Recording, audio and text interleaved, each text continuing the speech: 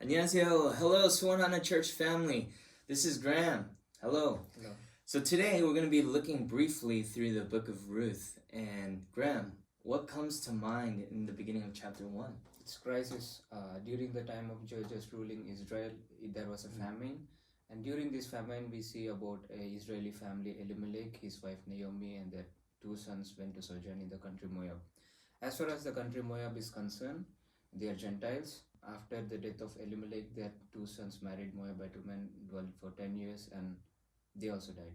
So all these three women, Naomi, Orpah, and Ruth, were left as widows.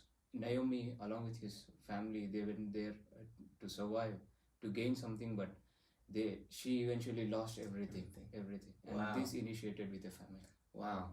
So in the book of Judges, we know everyone did what was right in their own eyes. They lived their own way. And famine actually symbolized judgment, that there was unfaithfulness to God. And so God withheld blessing from Israel.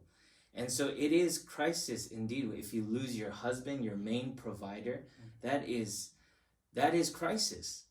But here in verse 6, we see that Naomi hears that God visited Israel again to give food. And before she's wanting to go back, she's wanting Orpah and Ruth to go back to their people, because if they stayed as widowed foreigners in Israel, it's hard for them.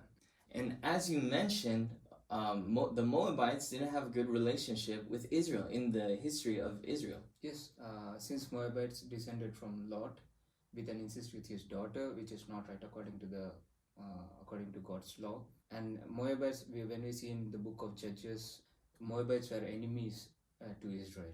But in this same chapter, we see a Moabite woman, right? A Moabite widowed daughter-in-law being faithful to Naomi and to Yahweh. And she says, where you go, I go. Where you stay, I stay. Your people will be my people. Your God will be my God. Graham, what comes to mind when you think about Ruth's faithfulness? When I read about Ruth, I see how loyal and how submissive and how faithful she was towards her mother-in-law. Instead of going to her own family or going to her own land like the Orpah, she decided to stay in Naomi, and she was submissive to her. So whatever the decisions Naomi take is her decision. So these two widows don't know how their future life is going to be. Yeah. So much so that when Naomi goes back, she says, verse 21, I went away full and the Lord has brought me back empty. She changes her name to Mara because the Lord has dealt with her bitterly. And this is the picture of the emptiness that Naomi was feeling. And there's this tension. And like every good story with God, there's always this tension, there's always this crisis, and then there's always this fulfillment, this release, this blessing. So God never leaves his faithful ones empty. When we read chapter 2, Boaz tells this to Ruth, that I have been told how you left your father, your mother, and your homeland, and how you came to live with the people you didn't know before. So this reminds me about the life of Abraham, his calling. So the Lord said to Abraham, leave your native country, your relatives, your father's family, and go to the place I show you. So Abraham didn't have any question, but faithfully dependent on God, and whatever God said him, he was submissive to God, and he was faithful, and he just followed. So I see the same story in the life of Ruth. So Ruth was so submissive and faithful to her mother-in-law, and because of her faithfulness, same like Abraham, she was blessed. Yeah, so Ruth's faithfulness and submissiveness ultimately led to redemption, ultimately led to restoration of Elimelech's family. And what's interesting here is, when the Israelites would marry foreigners, other countries, it would always lead the people to serving other gods, to worshiping idols. But here in Ruth, we see the complete opposite of that. We see Ruth, a foreigner who married an Israelite, turn to Yahweh and honor God. And what are your thoughts about Boaz? As far as Boaz's physical characterization is concerned, he is not a self-centered person like the other kingmen. He was worthy, he was a protector, he was a provider, and he was compassionate, and he was a man of integrity. So all these characters we see in the book of Ruth. So God prepared Ruth for Boaz in the life history of King David and eventually Jesus. Boaz realized the faithfulness of Ruth and how faithful and loyal she was to her mother-in-law. Ruth found favor in the eyes of Boaz, and he pronounced blessing on her. So we see that in verse 12, saying that the Lord repay you for what you have done, and fully reward be given to you by the Lord.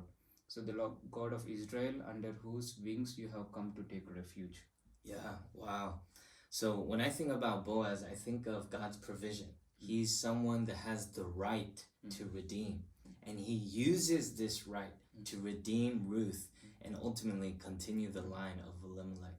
What's interesting is how Boaz goes through the customs of the Jewish way to remarry. There was actually a closer kinsman that had the right to marry Ruth. But Boaz waits his turn and waits until it is right. And I really find that fascinating, that the way that they get remarried is done the proper way, is done in the way that God designed. Yeah, this looks like the salvation story. God coming into a barrenness and our emptiness of our life, and God sending his only son Jesus to redeem us, to give us salvation. Jesus uses this right of redemption to save us from the emptiness. And this story, the Gentile woman is blessed and being used to bring forth King David and ultimately Jesus. Yeah. And so from the beginning to the end, there is this crisis, this emptiness, and God ultimately brings this crisis into redemption. And we're blessed to see that this is a salvation story, just like you were saying, how there is this crisis, but through Jesus, it's done the right way. He shed his blood, and he redeems us according to the right way and supplies us with blessing. And so Ruth is the model of what it's like to be a blessing to others, and then to be blessed by God, to be redeemed and to be set free and fulfilled by God. And so with that, I hope that this story of Ruth blesses you. God bless you.